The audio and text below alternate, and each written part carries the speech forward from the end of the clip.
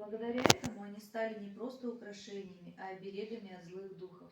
При ходьбе они звенели и защищали хозяйку от потусторонних сил и даже похищений. Шашбал носили девочки и незамужние девушки. Их вплетали в девичьи косички, чтобы определить по звуку, далеко ли малышки ушли от юрты. По звуку шашбал можно было определить и характер.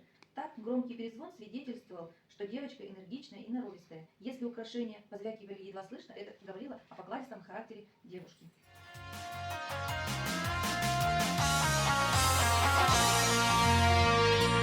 Кең далам толғанайын толғайын домбырам қолғалайын жырлайын қазағым.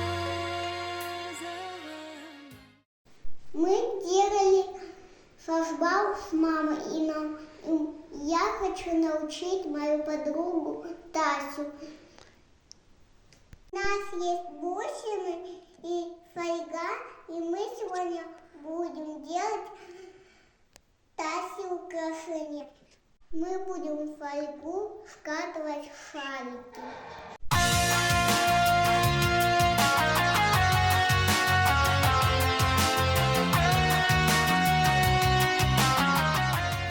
Сейчас мы будем из картона вырежем детальки.